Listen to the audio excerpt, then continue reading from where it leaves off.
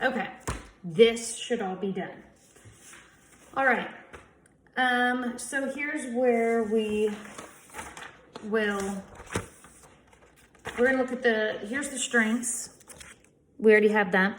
I'm sorry, I'm on the next page. So you can complete this with Ms. Busso. Why might it be a problem to not have a leader or president? What could go wrong? So with your partner, I want you to think, without a president, what could go wrong in a government when there is no leader, or in any group when there is no leader? So I want you to go ahead and stop and pause the video and talk to your partner about that first part. Please go.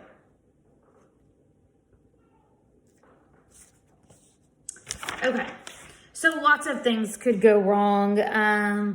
There could be... what could go wrong? I mean, there's no one to solve problems.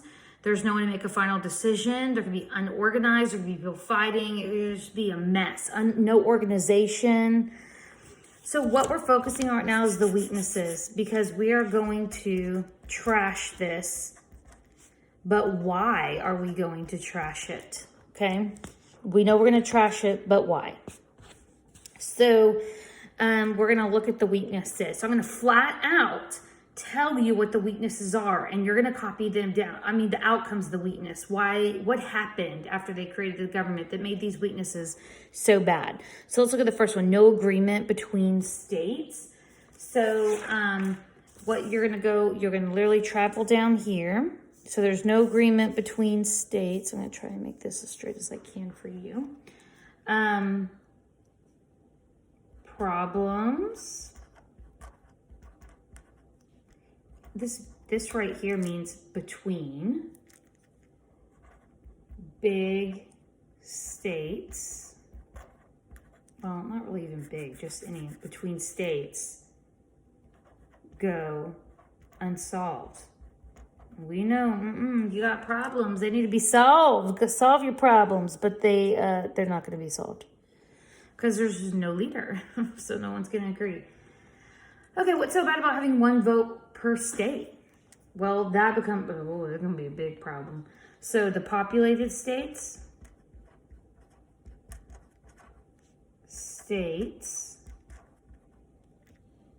are upset. They don't get more votes. So Virginia, who is really super populated, is like, okay, if I have all these people living here, we're not getting as much say as we should, because in some other states, it could be like Georgia with a lower population, they're getting the same amount of say, and that's really not fair. They're saying it should be based on population, not just one vote per state. That's not fair. Today, Texas, we get a lot more representatives because we have a lot of people. Wyoming, they don't get very much at all because they have very little people.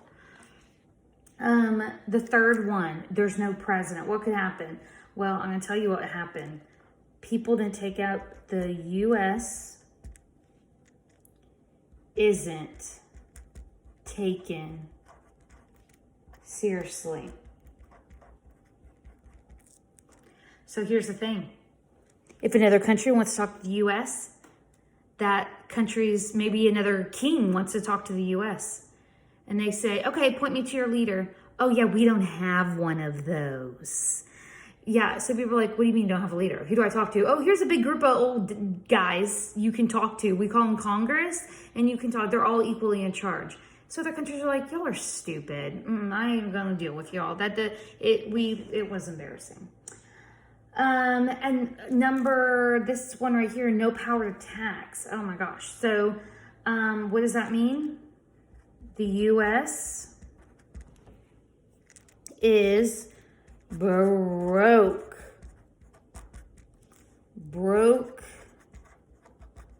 Oops. And broke. That means we have no money. You can't run a government with no money. You have to tax. But remember what happened with taxes in the American Revolution? The colonists hated them, so they're scared. See, the Articles of Confederation they created it. they're scared. So, oh, I'm scared of taxes, so let's not have any. Oh, I'm scared of a leader. He could become a king. Let's not have one. If you create something out of fear, it's going to come out like a piece of crap, like the Articles of Confederation. So you got rid of one crappy government just to create another crappy government. And we're broke. We ain't got no money. You have to tax people. Just because it went so bad, it just find a better way to do it. And we eventually will. And then we have a weak central government. National, that's all the same thing. Central government, national government, federal government, these are all the same thing. So it's our big U.S. government. It's very weak. So what is it?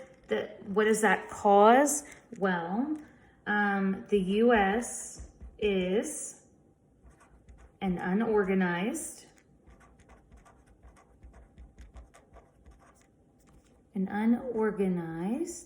joke. And nothing gets done. Does that sound like a great government? To be unorganized and to be a joke and a laughing stock to other countries and even your own people? Does that sound like a good government? No, it ain't. So we're gonna have to get rid of this. So what I want you to do right now is these outcomes of these weaknesses. You're going to take about 4 minutes, and that is it. And you're going to draw me a visual of 2 states not getting along, that the populated states are upset because they don't get more votes. You are going to draw a visual of each of these outcomes. You have 4 minutes. Go ahead, and I want you to stop the video, and I want you to do that now. Go.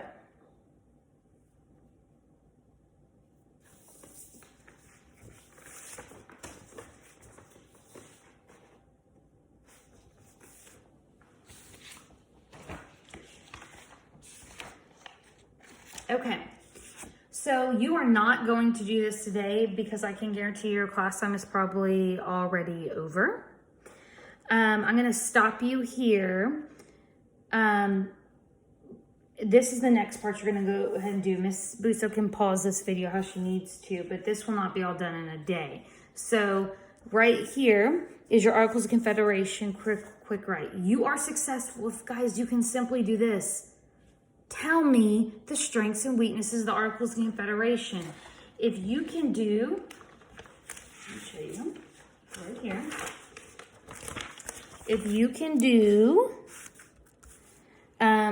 this, summarize the strengths and weaknesses of the Articles of Confederation. If you could do that, tell me some good things and some bad things. That's what I'm saying. Oh, these are the good things. They can do this, this, and this. Here are the bad things, this, this, and this. If y'all can do that, then that's good. You're successful. You're getting smarter. So please don't try and get too fancy and creative on this part. You are going to just retell me. Don't recreate history. Just retell me. Write a letter. So you're going to summarize the issues surrounding the new Articles of Confederation. Write a friend who has no idea what's going on and tell them about the new form of government in the U.S. Use the frame below. So, dear friend, the U.S. just created a new form of government called the... So that means once you fill this part out of what you're going to write, you'll go down here and you'll write, dear friend, or Jose Altuve, because he's all our good friend right now, and he's so adorable. Okay, and I'm making this on Sunday, just last night. If you did not know, the Astros are going to the World Series. In case you're in the dark, just like this friend you're writing that has no idea about the Articles of Confederation. Okay. Anyways, dear friend, and then you'll just write, the U.S. just created, and then continue to write it, a form of government called the Articles of Confederation. There are 5 strengths. Well, guess what you're going to do? You're just going to list them. Let's use our notes. Let's not make this difficult. So we're going to list our strengths from right here on this side of the hand, okay? And then the U.S. government can operate the post office. How thrilling. That's totally sarcastic. You're just going to write that there. That's one of the strengths. There are major weaknesses. I think the worst weakness is, and because. So you're going to look at your weaknesses, and what I would do is I would be looking at what my outcomes were. Which one of these do you think is the worst weakness of the Articles of Confederation, and tell me why. So you just have to pick one and then form yourself an opinion. And some of y'all, like, it sounds so easy to have an opinion, but for some of y'all that's really hard. Well, what do these sound the worst to you? So you'll put that on here. So there are some major weaknesses. I think the worst weakness is what? And why do you think that would be so bad? And then sincerely, whatever your name is, okay? And then you'll write it here. So this is what I'll read, and this needs to be, sound like you have an idea of what the Articles of Confederation is, because maybe before class, most of you are probably like, what's that? Well, it was our first form of government ever in the United States, ever. And it was really embarrassing. So we really focus on some of those weaknesses because it's bad. They were bad enough for us to throw it away. Okay. I also challenge that you get these hands memorized. I'm going to try and get a video to you of maybe some tricks to help memorize these two hands right here. But it's very important to get these two things memorized, and that's it. But I'm going to do some Quizlets with you and some other things to just do several drills to just memorize them. And that's all you have to do. So you're successful if you can give me these strengths and weaknesses of the Articles of Confederation. You've done a great job. I hope these videos get better because I know that this iPhone weighs a piece of junk, so I apologize, okay? Tomorrow or today, actually, once you finish this, you're going to start the Northwest Ordinance. It's the only positive part of the Articles of Confederation, and then you'll do Shays Rebellion. That's really fun. You'll get started on that. Okay, if you have any questions, you can always contact me through Remind or through my email, because you have a school email and you can contact me that way also. Okay, there's your Articles of Confederation. We got rid of a piece of junk car just to gain another one. Have a good day. Bye.